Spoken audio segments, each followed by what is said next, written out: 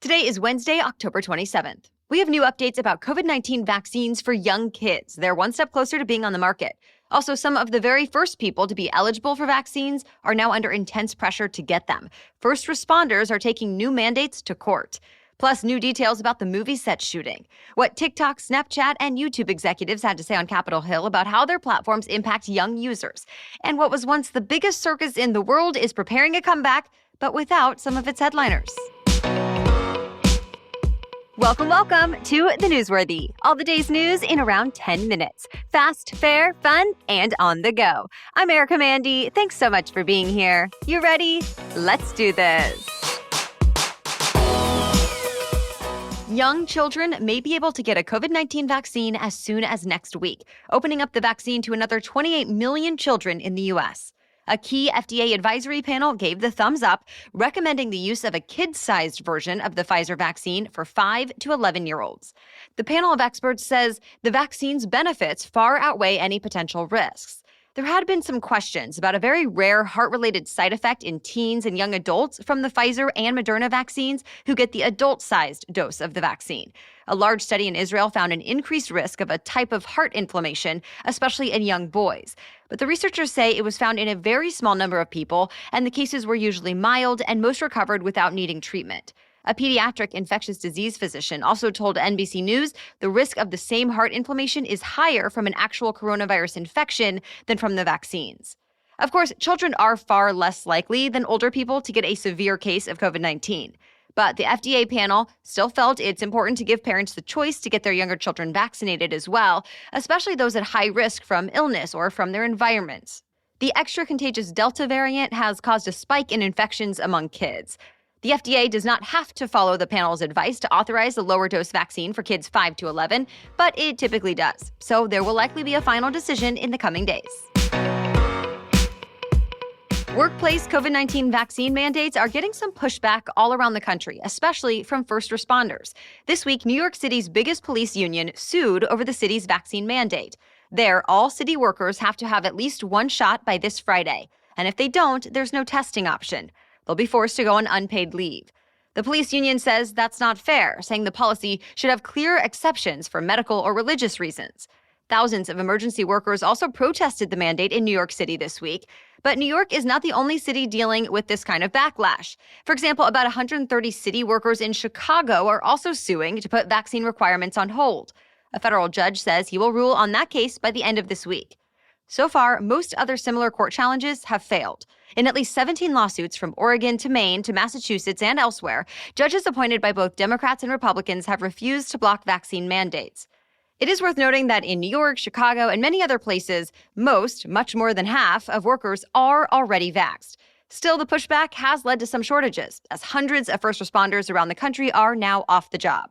But they might not be out of work for long, at least not if they want to relocate. Florida's governor says he wants to offer out-of-state officers $5,000 bonuses to join police departments in his state, whether they're vaccinated or not.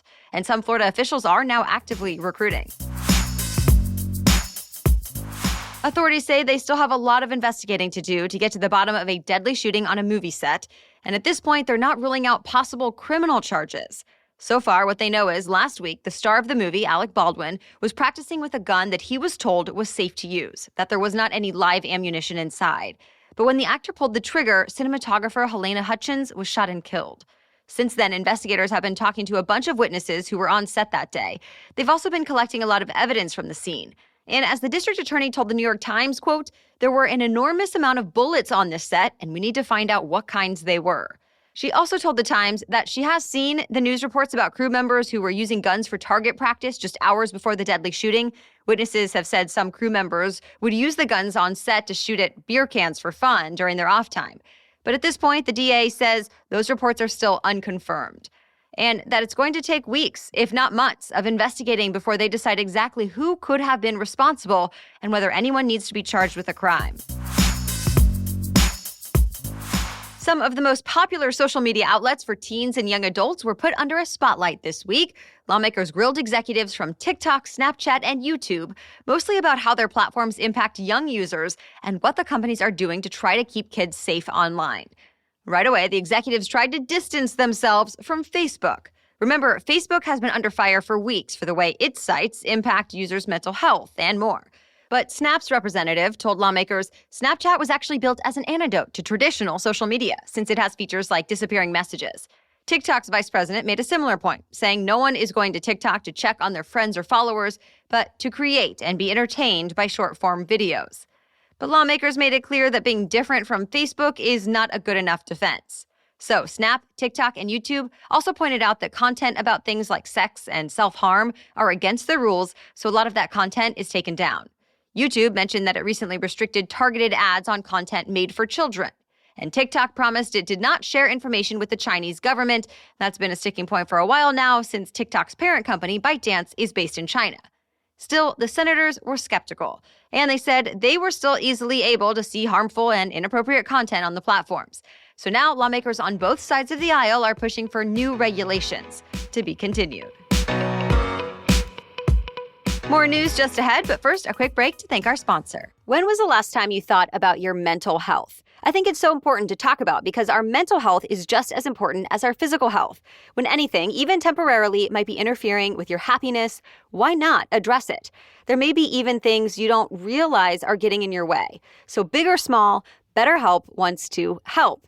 BetterHelp will assess your needs and match you with your own licensed professional therapist to help you figure out what's going on. And I love that you can message your therapist anytime. And of course, you can set up phone or video calls to really get the full benefit of BetterHelp. They have counselors who are specialized in stress, anxiety, grief, relationships, and much more. And if you're ever not happy with your counselor, just change counselors anytime until you find the right fit. And you always connect in a private online environment. I want you to start living a happier life today. And as a listener, you'll get 10% off your first month by visiting betterhelp.com/newsworthy. That's BetterHelp, H-E-L-P, betterhelp.com/newsworthy. It took 10 months of investigating from authorities across 3 continents, but now dozens of drug traffickers are said to be off the market and in legal trouble. 150 people were arrested during a dark web drug crackdown. Prosecutors say they're responsible for tens of thousands of illegal sales in the U.S., the U.K., Australia, France, Germany, Italy, and more. Law enforcement officials also seized 500 pounds of illegal drugs, including about 4 million deadly doses of the opioid fentanyl, along with cocaine, meth, ecstasy, and more. So if you're not familiar, the dark net or dark web is part of the internet that is not picked up by search engines. People get to it through special browsers, and that usually makes it tough for law enforcement to track. But now officials say they have a message to criminals who think they're hiding, that the law enforcement community now has the means and global partnerships to unmask them and hold them accountable. One of the oldest teams in the National Hockey League is now dealing with the fallout of a serious investigation. The new investigation found the Chicago Blackhawks chose not to respond to allegations that an assistant coach sexually assaulted at least one player back in 2010. Even though an official brought the accusation to executives at the time, they were apparently worried about distracting the team during the playoffs. Chicago ended up winning the Stanley Cup a month later. Even then, though, the investigation found executives still did not report the accusation to the NHL or law enforcement. And the coach, Brad Aldrich, was not punished. Instead, he was allowed to resign. He received a playoff bonus and several more months of salary. Then Aldrich went on to hold plenty of other jobs in hockey. But trouble found him again. A few years later, he pleaded guilty to having sexual contact with a minor while he was working as a high school coach. A lot of these details came out this week in an independent investigation the team commissioned earlier this year. Aldrich told investigators the sexual relationship he had with the Blackhawks player was consensual. But a lot of other people in the Blackhawks organization told a different story. In response to the new report, the NHL fined the Blackhawks $2 million. The team's general manager, Stan Bowman, resigned along with another executive. Bowman also stepped down as GM of the U.S. men's Olympic hockey team. What's known as the greatest show on earth could be making a comeback, but with one major change. No more animals. For nearly 150 years, the Ringling Brothers and Barnum and Bailey Circus made animals the star of their show, but they shut down in 2017. Ticket sales had dropped, likely from backlash from animal rights groups. So now, 4 years later, the company says it's planning a relaunch for 2023 with people performers only. An official announcement is expected next year. how about this for a work perk? 2 first-class tickets to anywhere in the world. That's what Spanx founder Sarah Blakely surprised all of her employees with. And she said in case they may want to grab a nice meal or stay in a nice hotel, she tacked on $10,000 for each employee to spend on their trip as well. Blakely was celebrating her recent billion-dollar deal. Remember, she sold the majority stake in the shapewear company to the investment management firm Blackstone for $1.2 billion. She posted a video of the surprise announcement on her Instagram, showing employees reacting with cheers and happy tears. And that's it for the main news today, but now it's time for Work Wednesday, when we break down one interesting career or work-related news story every Wednesday. But first, a quick break for our sponsor, Indeed. You all know it's important to stay on top of the latest news for many reasons, including staying on top of your game and making the best decisions.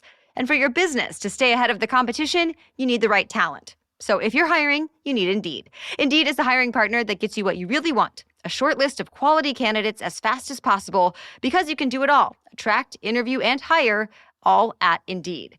And I know what it's like to have so much going on in business and just in life that there's no time to waste. Indeed partners with you on every step of the hiring process. And with things like Instant Match, as soon as you sponsor a post, you get a short list of quality candidates whose resumes on Indeed match your job description, and you can even invite them to apply right away. So get started right now with a $75 sponsored job credit to upgrade your job post at Indeed.com/newsworthy. Get a $75 credit at Indeed.com/newsworthy. Indeed.com/newsworthy. Offer valid through December 31st. Terms and conditions apply. Need to hire? You need Indeed. Okay, now back to Work Wednesday. Well, tons of big American retailers are hiring for the holidays. But workers are scarce in many industries, so now some companies are trying to entice workers with signing bonuses. For example, Kohl's is offering new hires up to $400. Macy's is giving up to $500 in referral bonuses to staff who help the company land a new hire. And Amazon is taking it to a whole other level. It's offering up to $3,000 to new workers in some places, plus qualifying employees get health benefits from the first day on the job. The online retailer is pretty desperate, though, since it's hoping to hire 150,000 seasonal workers in the U.S., and Amazon is facing a lot of competition. Walmart also wants to hire upwards of 150,000 workers to help with demand. Target, Kroger, Dollar Tree, Michaels, and Nordstrom are also hoping to hire tens of thousands of workers each. And then there's the shipping giants. Together, FedEx, UPS, and the Postal Service have hundreds of thousands of job openings that they want to fill as soon as possible. It's crucial, too. As you might imagine, this is the busiest shopping season of the year, making up the bulk of the retail industry's yearly sales. All right, thank you so much for listening today and for sharing the show. We'll catch you up on more news to know tomorrow. Until then, have a great day.